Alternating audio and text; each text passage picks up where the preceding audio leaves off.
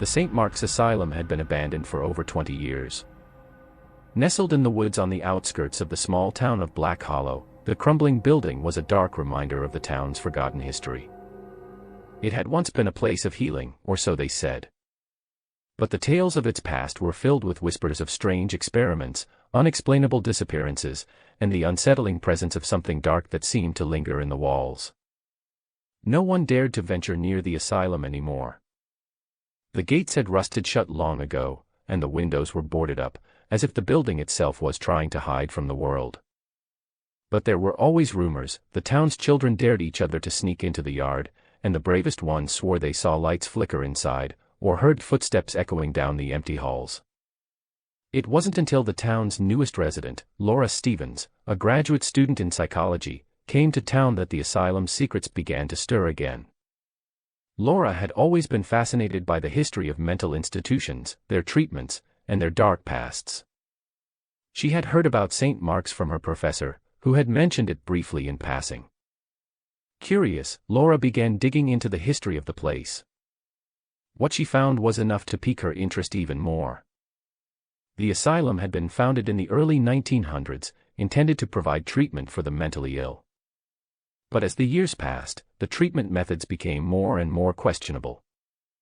Electroshock therapy, lobotomies, and experimental drugs were common.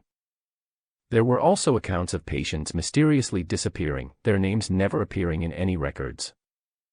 Rumors spread that the doctors at St. Mark's had been experimenting with something far more sinister than mere medical procedures. Laura's curiosity soon turned into obsession.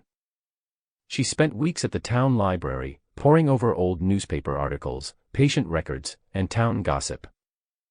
The more she read, the more questions she had. Why had the asylum closed? Why were so many records missing? And why, despite the horror stories, did some of the town's older residents still speak about the place with such reverence, almost as if they still believed in its power? One night, Laura decided she had to see it for herself. Armed with a flashlight and a sense of determination, she made her way through the woods towards St. Mark's. The path was overgrown with brambles, the trees casting long, twisted shadows over the ground.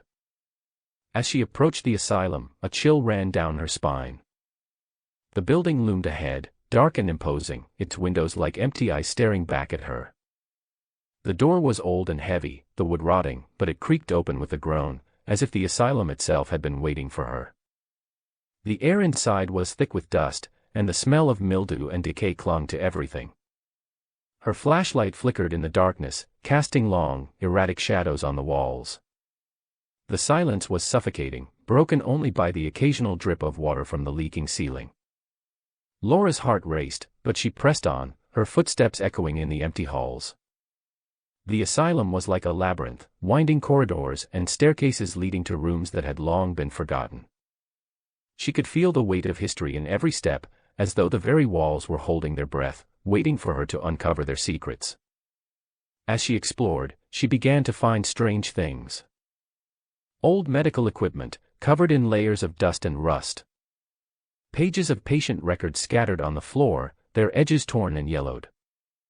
And in one room, a single, faded photograph of a man in a white coat, standing beside a patient who appeared to be in a deep, unnatural sleep. There was something unsettling about the man's eyes, they were hollow, empty, as if he had seen too much. The deeper Laura ventured into the asylum, the more uneasy she became. The building seemed to change around her. Hallways that she had walked down before now looked unfamiliar. The doors she passed seemed to whisper her name, calling her back. And the feeling of being watched grew stronger, like someone was following her, always just out of sight.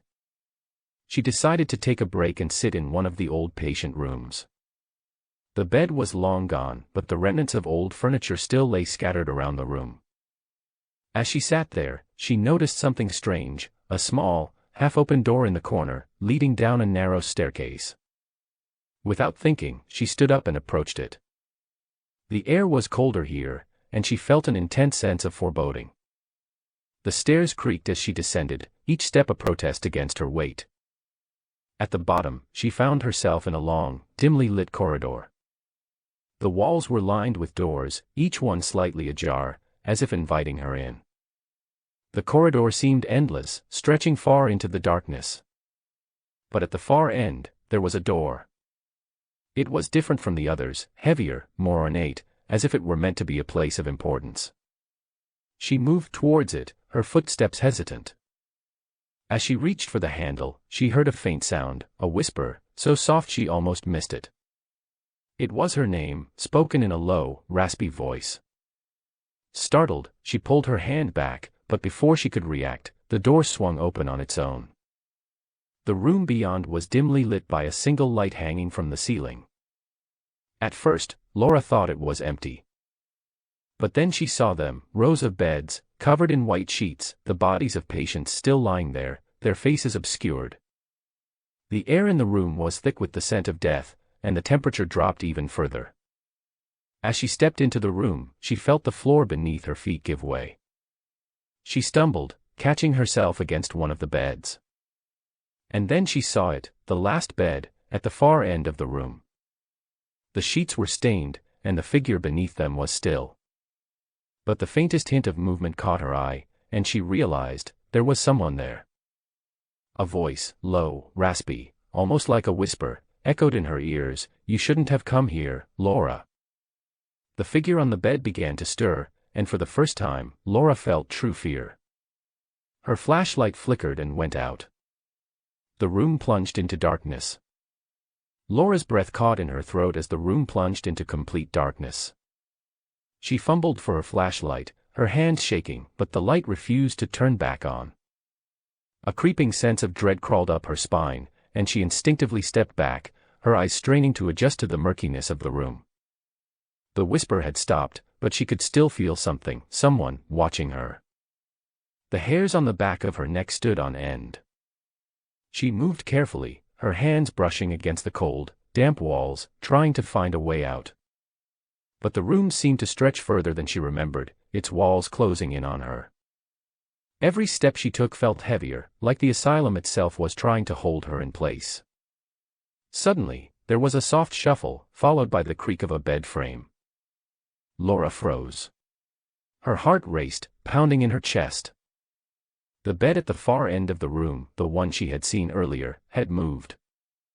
She didn't dare look, but her mind couldn't help but imagine the figure beneath the sheet, slowly rising to its feet. "Who's there?" Laura's voice cracked, barely above a whisper. No answer. Her pulse quickened. She was no longer alone in the room. The air felt thick, suffocating, and every sound seemed amplified, her breathing, the distant echo of footsteps, the creak of the floorboards. She had to get out. She needed to leave before whatever was in this room caught her. She turned to make her way back to the door, but the hallway beyond had shifted. It was no longer the same hallway she had entered through. The walls were lined with old photographs, their faces blurred and unrecognizable, their eyes following her every movement. The once familiar path felt like an impossible maze, each turn leading her deeper into the asylum's grip. Laura's mind raced. How could this be? The building hadn't physically changed, she was still in the same place, but everything felt wrong. The air tasted different now, heavy with the scent of decay and old memories. A faint, ghostly voice interrupted her thoughts. "You shouldn't have come here, Laura. You can't leave." The words echoed through the hallway, and Laura spun around, her eyes wide with fear. But there was no one there. The silence that followed was deafening, pressing in from all sides. She was trapped. The feeling of being watched intensified. She turned to the door she had just entered, but it had vanished, replaced by an old-fashioned mirror. Her reflection stared back at her, pale and trembling, her face drawn in fear. But there was something else, something in the reflection's eyes. They were no longer her own. Laura's breath caught in her throat. The figure in the mirror was not her, but someone else, someone with hollow eyes and a twisted smile. It was one of the patients she had read about, a face she recognized from the old photographs in the records. As if on cue, the reflection in the mirror began to move. The figure raised a hand, its fingers splayed out like a claw, and reached through the glass. Laura screamed, stumbling backward, but the figure's hand grabbed her wrist with an unyielding grip, pulling her toward the mirror. Panic surged through her. She kicked and struggled, but it was no use. The grip was too strong. She reached out, trying to find anything to anchor herself, but the mirror continued to pull her in, its surface rippling like water. Just as she felt herself being dragged into the glass, she gasped and pulled away with all her strength, her free hand grasping the edge of a nearby door frame. The mirror's hold on her weakened, and she tore herself free, stumbling backward into the darkened hallway. She didn't stop running. She couldn't afford to stop. Each hallway she turned down seemed to shift, turning into unfamiliar spaces, the asylum expanding in on itself. She could hear her own footsteps echoing louder and louder, as if the building was mimicking her every movement, amplifying the sound. The air was thick with a sense of oppression, like the walls themselves were closing in on her. The weight of the building, of its dark past, seemed to crush her, making it harder and harder to breathe. She had to get out. She had to escape. Then, just when she thought she couldn't go any farther, she saw a door, an exit. It was small, hidden behind a curtain, almost as if it were meant to be overlooked. Her heart leapt in her chest as she ran toward it, but when she touched the handle, the door refused to open. She yanked at it, but the metal was cold and unyielding, the door sealed shut. Frantic, she pounded on it, her fists bruising with the force of her desperation. But nothing happened. She collapsed against it, gasping for air. How could she get out? Then, she heard it. A soft shuffle, the sound of footsteps in the hall. And then, a voice, a whisper in her ear. You were always meant to stay. Laura spun around, her eyes wild, but the hallway was empty. The voice wasn't coming from anyone, it was coming from everywhere, from the very walls themselves. Suddenly, a shadow loomed from the corner of her eye. She whirled toward it, and there, standing at the end of the hallway, was a figure. It was the doctor from the photograph, his eyes hollow and lifeless, his face gaunt. He didn't speak. He didn't need to. His presence alone was enough to send a chill down Laura's spine. You're one of us now, the voice echoed again, louder this time. The asylum never lets go. Laura didn't have time to process the words. She turned and ran once more, her legs screaming in protest, but she couldn't stop. She couldn't let the asylum take her, too. And yet, despite all her efforts, she felt the pull. Slowly, inevitably, the building was swallowing her whole. Laura's heart pounded in her chest as she sprinted down the corridor, the sound of her hurried steps echoing like thunder in the stillness of the asylum. The walls seemed to close in around her, and the shadows stretched unnaturally long, as if reaching for her. Her breath was ragged, but she couldn't afford to stop. Every instinct screamed at her to run, but the more she moved, the more the asylum seemed to twist and distort, like it had a mind of its own.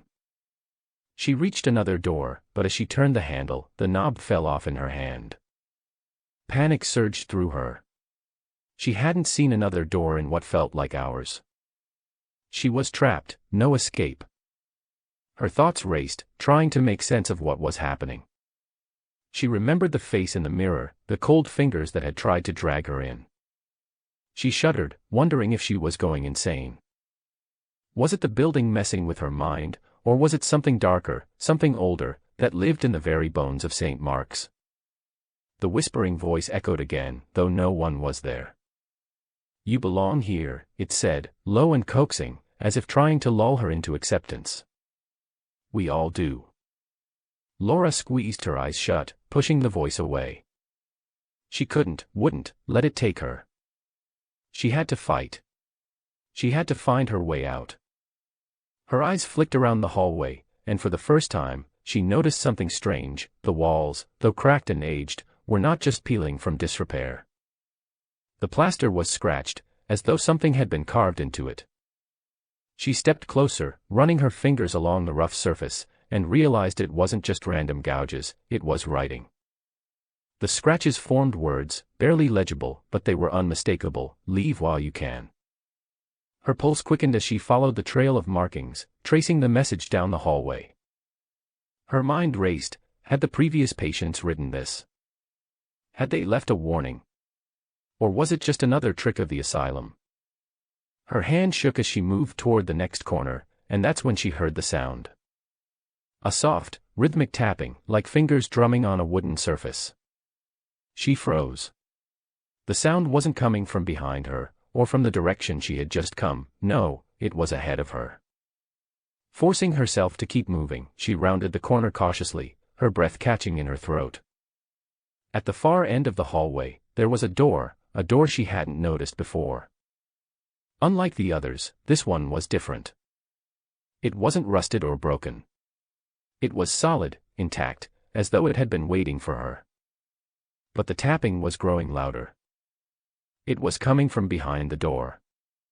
With a hesitant hand, she pushed the door open, wincing at the creak of the hinges.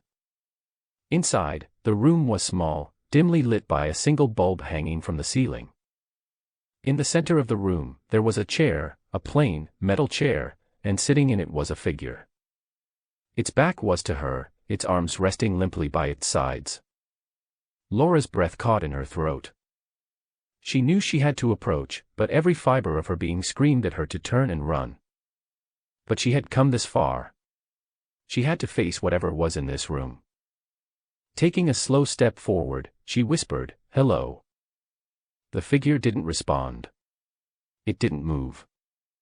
But the tapping continued, louder now, like someone's fingers on a hard surface. Laura felt a chill wash over her. There was something wrong with this room. Something off about the figure, the silence, and the tapping. She moved closer, her hand trembling as she reached out to touch the figure's shoulder. The moment her fingers brushed against it, the tapping stopped. The air in the room seemed to shift, becoming thick, heavy with dread. The figure's head snapped around violently, its eyes wide and glassy, its mouth twisted into an eerie grin. It was one of the patients, an older man, his face drawn and pale, but his eyes. They weren't just lifeless. They were hollow, like something was draining the life from him. Something. Or someone. His voice came out in a rasp, barely a whisper. "It's too late for you." The words hit her like a wave, crashing over her with a suffocating force. She couldn't breathe, couldn't think. Her mind raced as she stumbled backward. But the figure didn't let her go. He reached out with bony fingers, grabbing her wrist in a grip that felt like iron. "You're one of us now," he rasped. His voice was low, almost comforting, like he was trying to console her. "We all end up here. Eventually." Laura pulled at his hand, but it was like the man was glued to the chair, his grip unyielding. She struggled, her mind frantic, and just as she thought she might pass out from the pressure in her chest, the man released her, his body slumping back into the chair as if he had never moved at all. For a moment, the room was silent again. The figure in the chair didn't move, and the tapping, which had once filled the room, was now completely gone. Laura stumbled backward, unsure of what had just happened. Was it real? Was it another hallucination? The air around her felt colder now, and she could almost hear the whispers again, low and urgent. They were coming from the walls, the ceiling, the very floor beneath her feet. The asylum was alive, alive with memories, with things that shouldn't have been, things that had never left. Laura's heart pounded in her chest as she backed away from the chair. She had to leave. She had to escape, or else she would end up like him, like all of them, trapped in the asylum's dark embrace. She turned toward the door, only to find it had vanished. In its place was another hallway, one that stretched endlessly into the gloom. It felt like the walls were closing in again, suffocating her with their oppressive weight. "Leave," the voice whispered again, louder this time, coming from all directions. "You can't leave." Laura ran. She had no idea where the path would take her, but it didn't matter. She was desperate now, desperate to get away, to escape this place that was pulling her in. The asylum was waiting for her, and with every step she took, she felt it drawing her closer, its walls whispering promises of endless captivity. Would she ever escape? Or was she doomed to become another whisper in the endless halls, a part of St. Mark's Asylum forever? Laura ran through the darkened hallways, her footsteps echoing in the oppressive silence, her breath coming in quick, shallow gasps. The walls seemed to close in around her, each corner twisting in on itself, each turn leading to more hallways that she didn't remember ever seeing before. The deeper she went, the more disoriented she became. The asylum, it seemed, was not just a place, it was something alive, something that knew her every thought, her every fear. But she couldn't stop. Not now. Not when every instinct screamed at her to run. She pushed forward, ignoring the gnawing feeling in her chest, the sense that the walls were not just closing in, they were reaching for her, eager to pull her back into their grasp. She rounded another corner, nearly colliding with the walls as she stumbled. That's when she saw it. At the end of the hallway, a door. A real door. Solid, old but intact. It was different from the others, this one was something she recognized, something that felt like a way out. Without thinking, she bolted toward it, her hand outstretched as she grabbed the handle and twisted. The door opened with a creak, revealing an empty room, dimly lit by the faint glow of a single light bulb hanging from the ceiling. Laura stepped inside, almost afraid to breathe. The room was small, no windows, no furniture, just a stark, cold space that smelled faintly of mildew. But it was quiet. Still. And there, in the far corner, was the woman. The woman who had been sitting in that chair in the hallway. She was standing now, her back to Laura. The figure's head turned slowly, her face pale, her eyes voids of blackness. "You shouldn't be here," the woman whispered, her voice soft but tinged with something ancient. "Northwest One leaves this place." Laura froze. Her body trembled, but she stood her ground. "Why?" she asked, her voice trembling. "Why does it feel like this place is alive?" The woman smiled, but it wasn't a comforting smile. It was a knowing one, the kind that comes from years of understanding a truth that cannot be escaped. "Because it is," she said quietly. "This place doesn't let go of you. Once you're here, you're part of it." Laura's pulse quickened. The whispers, she could hear them now, clearer than ever. The voices that had been following her. They were real, but not in the way she had thought. They were the voices of the people who had come before her, trapped, lingering, never able to leave. She took a step back. "How do I get out? How do I leave this place?" The woman's smile faded, and she turned fully to face Laura. Her eyes were empty, hollow, but filled with a deep sadness that made Laura's skin crawl. "You can't. No one does. You're already part of it, whether you realize it or not." Laura felt her legs begin to shake. She wanted to run, but she couldn't. Not anymore. The door she had entered through slammed shut behind her, and the room grew colder. The walls seemed to stretch and distort, becoming alive with movement. She wasn't alone anymore. Behind her, the woman's voice called out one last time, but this time, it wasn't just the woman's voice. It was the voices of the others, those who had been here before, their whispers blending into a haunting chorus. "You're one of us now." The room started to change, the walls stretching, breathing, the shadows growing darker. Laura's vision blurred. Her body felt heavier, as though the weight of the place itself was pulling her down. And in that moment, Laura realized the truth, there was no way out. The asylum was not just a building. It was a place where time and reality bent and broke. It was a prison for the mind, for the soul, a place where those trapped inside became part of its fabric, becoming lost echoes in the halls, their stories fading into the walls. Her struggle ceased, her fight for escape coming to an end. She was part of the asylum now, her name, her memories, all of it was slipping away. She could feel herself becoming something else, something ancient, something forgotten. The last thing she heard before everything faded was the whispering voices, welcoming her into their eternal home. And then, silence. The door at the end of the hall creaked open once more, but there was no one there to step through. Just the endless corridors of St. Mark's Asylum, waiting for the next soul to wander in.